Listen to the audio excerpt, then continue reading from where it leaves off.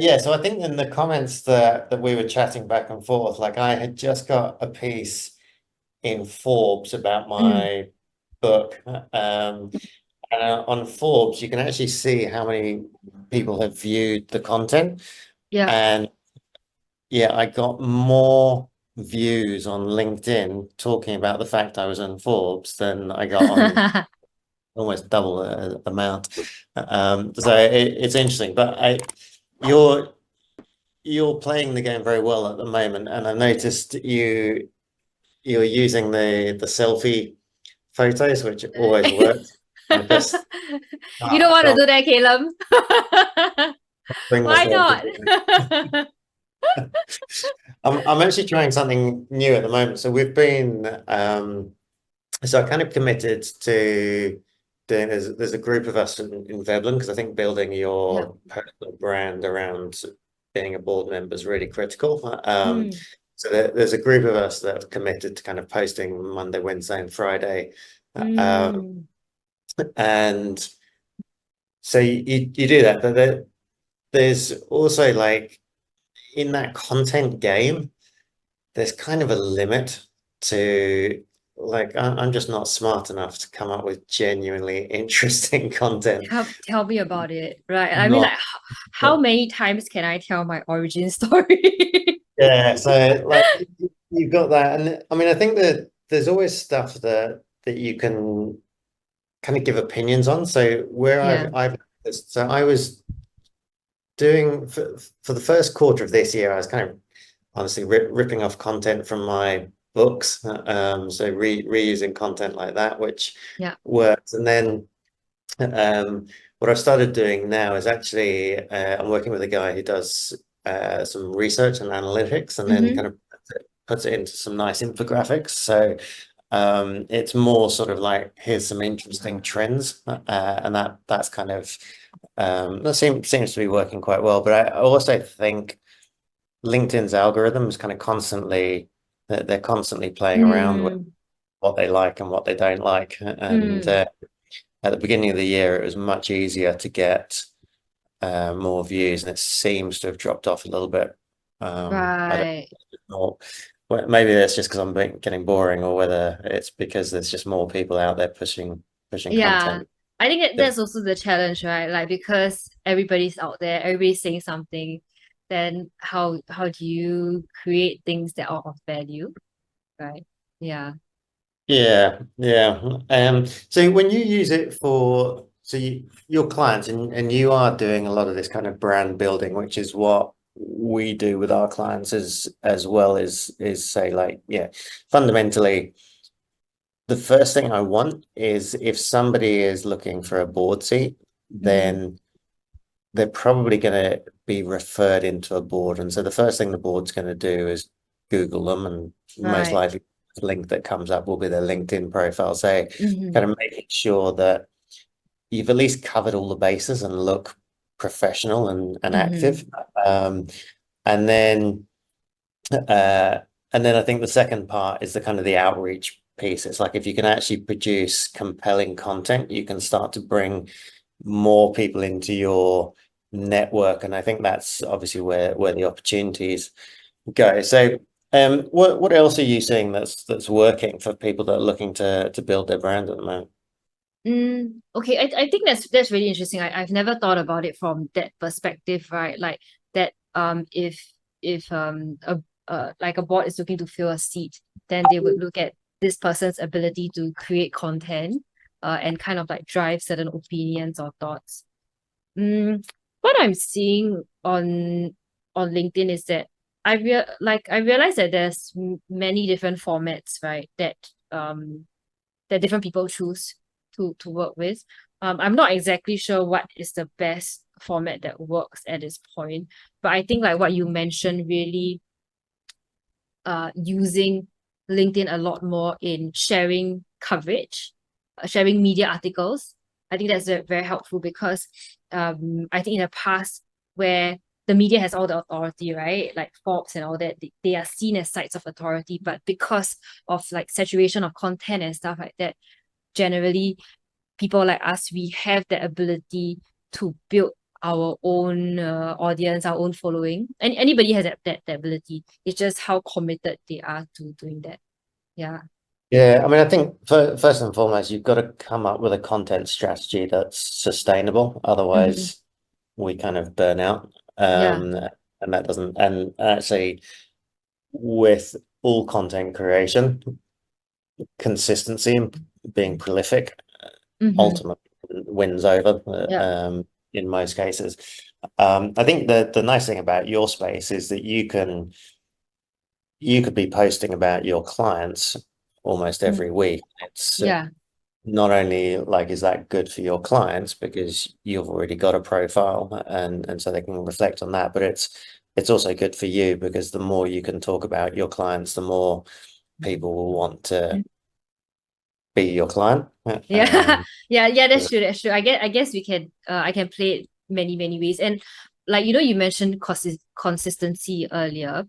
What do you think about like being consistent for a really long time, but not seeing the traction that you're hoping to get? What are your thoughts on that? yeah, that's a good question. Yeah, I've certainly seen people that have posted religiously and just aren't getting anything. I think there's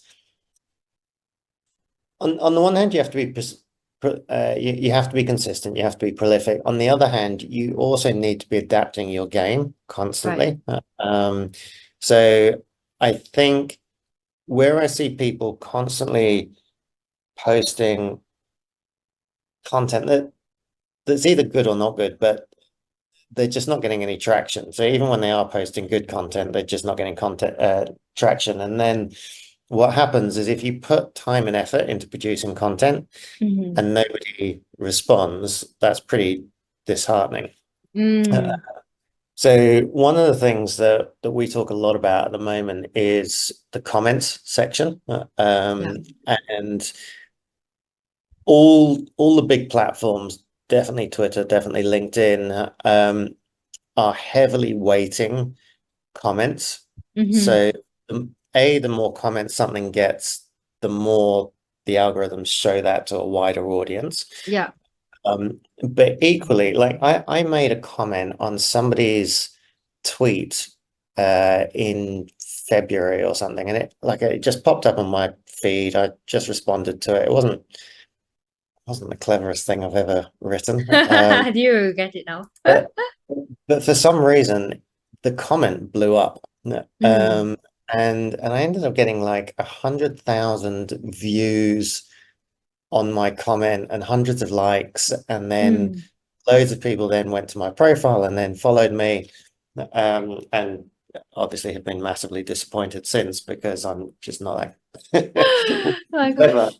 Um, but I think that's what where I see people that are kind of struggling is they're not Mm. actually engaging on the platform. Yeah. So they're just pushing, but it's kind of like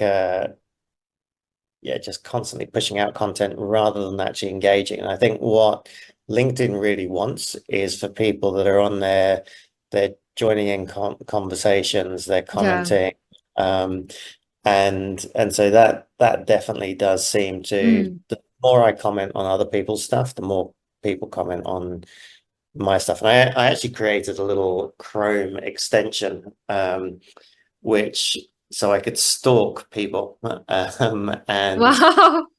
so I put in journalists. So when I Okay. launched my book, um, journalists are terrible at LinkedIn and they're terrible at keeping connections, but they all post their own stories. And so what I did was I set an alert on this app that I developed. So it would ping me every time they posted. So I would always be the first person to comment on their Mm-hmm. post. Mm-hmm. And it was a really good way to build relationships because all of those people that are out there that are posting and not getting any traction, when you do interact with them, they get really Yeah. excited. And it's much easier to start a relationship with someone in the connections than it Mm. is to kind of try Mm, and get a connection with them and do it that way. So yeah. in the comments it works better. So unfortunately, LinkedIn's lawyers recently asked me to take it down because it was basically like it was $5 a month, and their what I was doing was included in their premium package, which is much more expensive. So I will have to I've had to take it down for a bit. But yeah, I think comments really is Yeah. the Oh yeah, that's true, goal. that's true. Yeah, that's like a strategy that people don't talk about much, right? Yeah, because it's Mm. always about the posting. But I think increasingly people are starting to realize that the more you comment, your name kind of pops up more. But what I do find is really challenging is having that brain space to write a meaningful comment. Do you know what I mean? Yeah, Yeah, it's so challenging because I mean when I'm scrolling through my phone, I'm not in that frame of mind to give a proper like response that is thought provoking, you know. And that's why I kind of struggle with. And I have been at the receiving end of ChatGPT comments. yeah. Okay, let's talk about AI just for content creation and AI comments. What's your take? Mm, I think that AI is helpful in maybe idea generation and in improving certain pieces of content. But when it comes to the actually having a post that is written by ChatGPT or whatever AI tool is out there, is that I don't think it is developed enough to own the person's voice yet.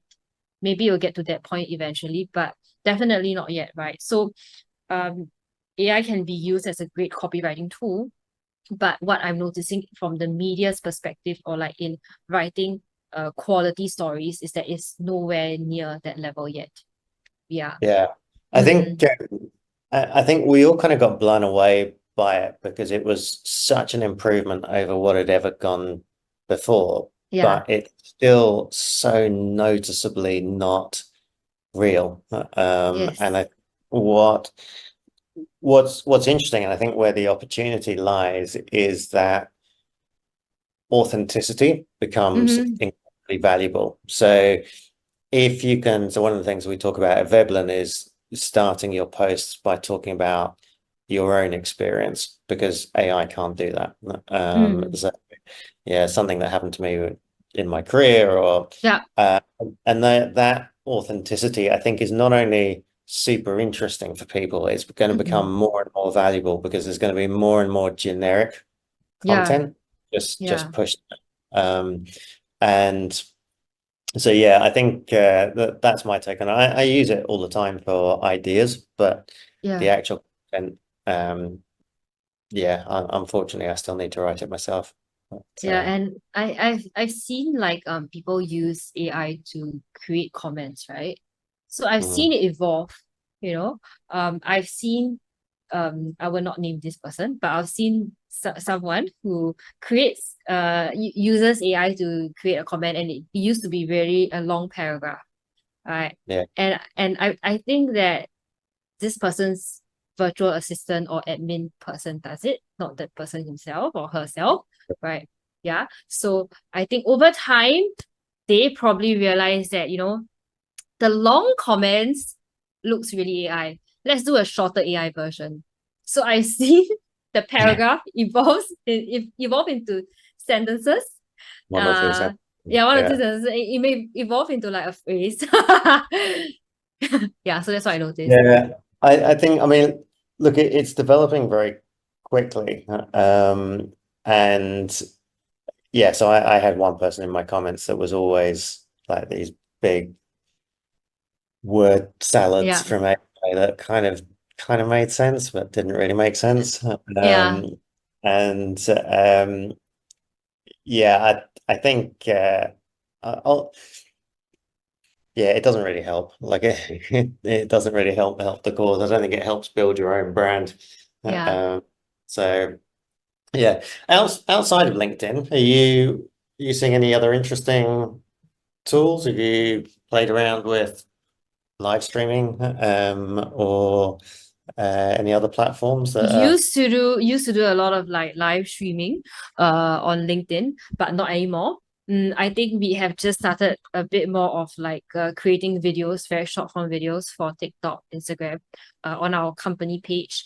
And because we run a lot of lead generation campaigns for the agency Grow Public Relations, Yeah. plug there. Yeah, so we run a lot of lead gen campaigns to generate leads so that they could become potential clients, stuff like that, right? So we've been doing that for the past 2 years, and increasingly, if you ask around in the industry, it's getting harder to run ads.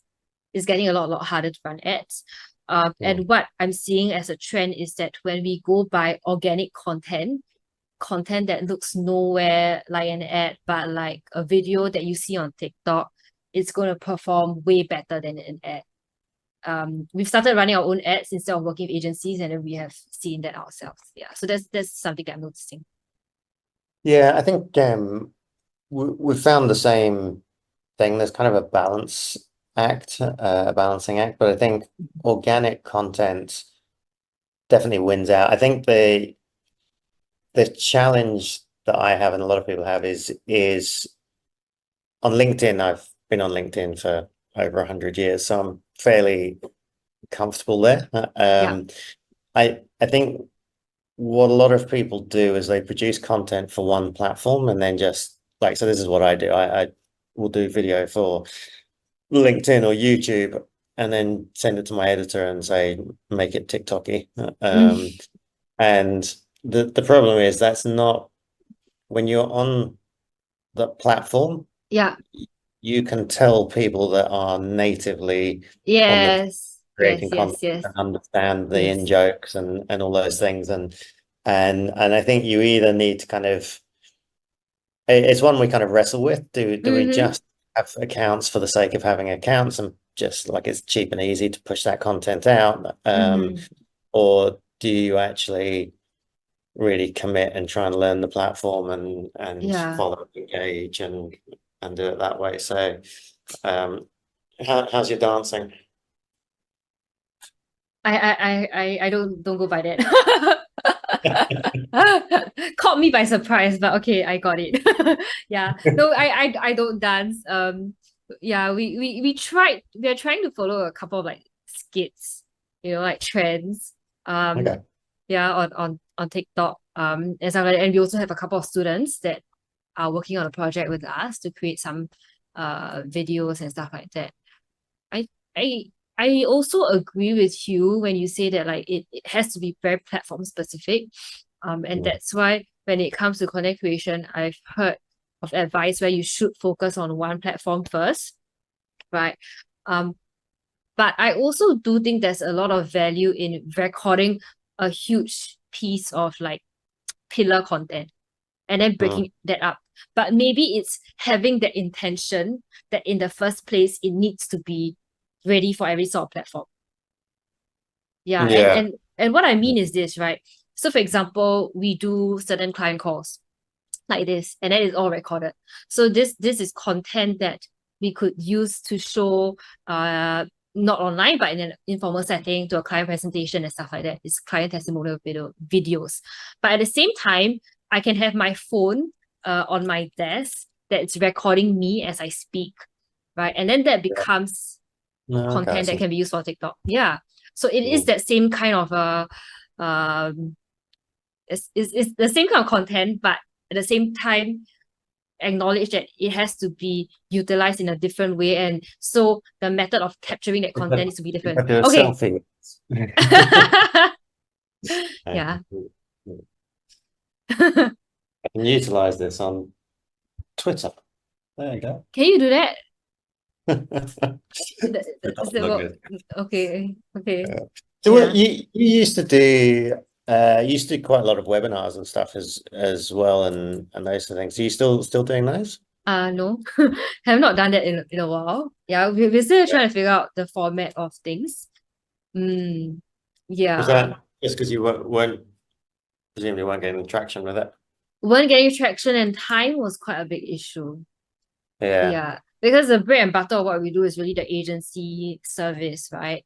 And Yeah. getting clients that way. But if we were going down that webinar approach, then it's offering like a kind of a different model. And I felt like it was a bit distracting. So I want to divide my time a bit more properly, such as the second half of the year is really on the agency business, and then the first half of the year is maybe exploring other kind of projects, stuff like that. Yeah. And I Yeah. think with I was going to say, I think like, so webinars are quite good if you have a product. It's a little bit harder with a service, but equally, I just think it's really difficult to get people to tune in at a particular time. Like I know the way I consume content is at my convenience. I'm not a huge fan of having to work around other people's time, so that's always been a bit of a challenge. But and for myself, I've never sat through an entire webinar before, like just you know. So I mean, yeah, no, I empathize. I empathize. Although having said that, so my CEO of Veblen, Michelle, she put together a 2-day summit in March or April of this year. And so we arranged speakers, the content was really good, and we had like 300 or 400 people on pretty much for the whole, I think it was 3 or 4 hours every day. And well, people kind of dip in and out, but there was like 300 or 400 people on. So I think that there is some value in kind of the live events. I just haven't, I agree, it's quite time consuming. Yeah. And like, was there a ticketed event? Yeah, it was $100, but what we did was we worked with partners, and then like our partners had a couple of hundred tickets that they could give away for free and that sort of stuff. Yeah. I think that makes sense, right? Like in offering maybe a lower ticket item, and then like people really commit to that. Yeah. So what we're going to try out towards the end of this year is pushing out a couple of boot camps, 2-day sessions targeted at very specific industries. And with the intention to offer like a longer term mentorship at the end of the camp. So I'll let you know how it goes. Cool. Alrighty. Well, we are getting to the top of the hour. I think we didn't actually go live when I thought we were going live, so we might have missed a few of the questions that came in. But very good to see you again. I am seeing you tomorrow night. Yes, I think. Need to figure out a venue for that. Yes. Some of our old gang. But cool, great to have you on, and keep us posted. And if you're not following Christel on LinkedIn, make sure you do leave a real comment. And Thank you. Cool. I'll see you soon. Love to see you again, Christel.